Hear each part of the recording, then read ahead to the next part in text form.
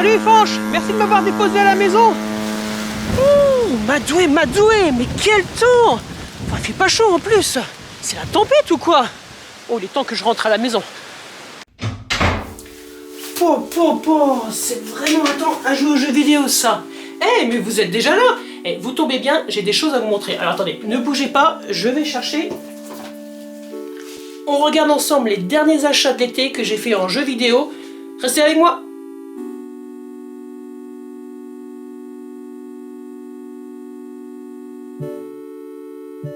Allez, on va commencer avec ceux que j'ai trouvés sur Vinted, avec Klonoa 2, un jeu de plateforme sorti en 2011.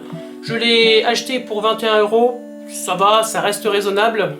Il fait partie avec le premier qui est sorti sur PlayStation 1 des jeux que j'essaie de trouver en priorité car ils sont devenus un petit peu plus rares maintenant. Ensuite j'ai pris le Dragon Quest Heroes qui est sorti en 2015 et qui est plus un beat'em all qu'un jeu de RPG pur et dur. Alors le seul contact que j'ai eu avec cet univers c'était avec le 7, l'Odyssée du Roi Maudit qui est un très très bon jeu, je vous le recommande au passage. Ensuite j'ai pris Thunderhawk sur PlayStation 2, alors lui il est sorti en 2001 et c'était un jeu de combat aérien. Et ensuite pour finir, le Battlefield 2 Modern Combat, qui plutôt bien entendu un FPS et qui est sorti en 2005. Et donc pour ce pack de 3 jeux, je l'ai payé pour 12 €. Pourquoi je suis passé à l'envers là maintenant?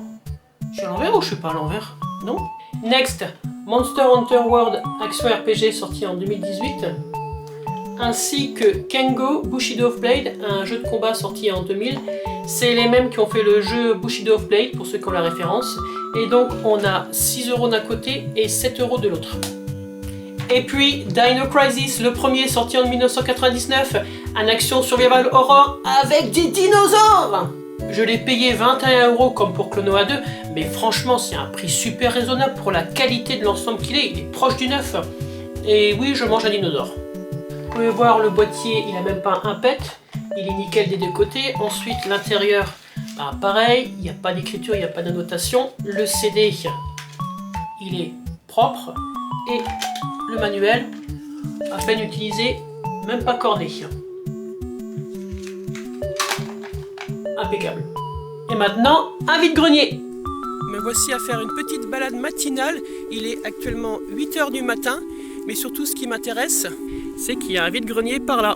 Donc c'est parti, on va aller faire un petit tour, on va voir si on peut dénicher quelques jeux intéressants. Et on se retrouve tout de suite.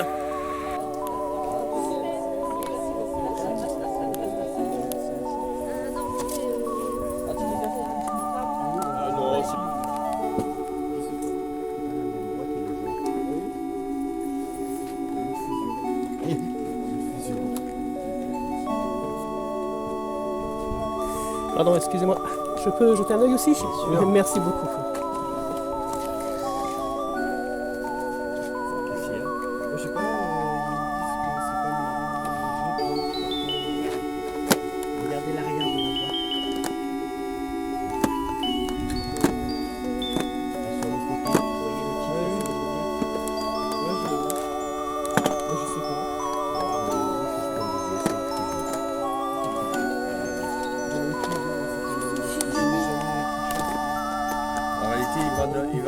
C'est Laurent qui a ces jeux, qui avait tout ça, et il veut tout vendre pour pouvoir s'acheter la dernière qui va sortir la prochainement, là, qui est voilà.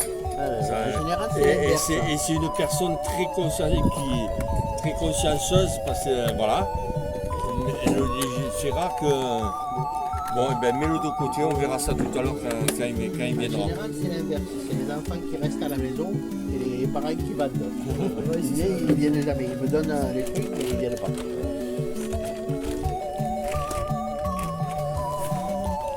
Dites-moi combien vous me faites. Bon, tout ce que je sais, c'est que je ne sais pas filmer en extérieur, on voit rien du tout de ce qui se passe en réalité. C'était le vide-grenier du 15 août, ouais je sais, ça date un petit peu parce que j'enregistre la vidéo fin septembre, même plus précisément le dernier jour du mois de septembre. Ouais, mais j'ai rien pris. Pourtant le stand était assez important et comme disait la personne, c'était l'oncle qui revendait ses jeux pour pouvoir s'acheter une nouvelle console.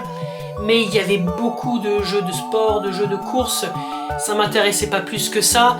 Je savais pas trop ce qu'ils valaient, j'étais un peu frileux à les prendre, donc non, j'ai rien pris. Et un peu plus loin, j'ai trouvé une autre personne.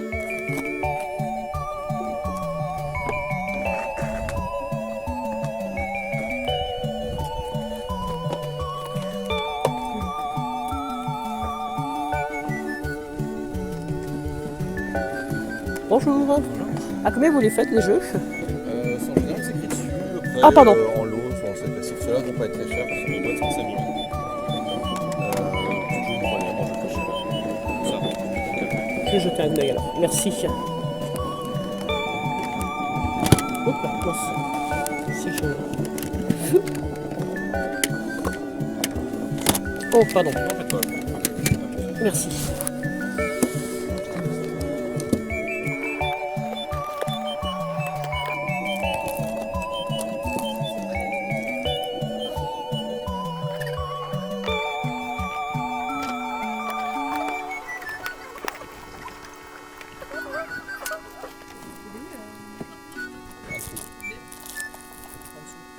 Ouais, il avait un bon petit stand, il vendait quelques jeux, des consoles.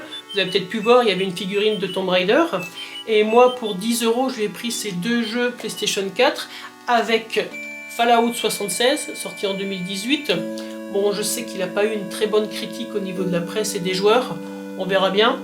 Ainsi que Final Fantasy XII, RPG de 2017, qui est un remaster de celui qui était le premier qui était sorti sur PlayStation 2. Donc ça, je suis bien content de l'avoir trouvé. À Plougastel, j'étais de passage et je me suis arrêté au Leclerc d'occasion.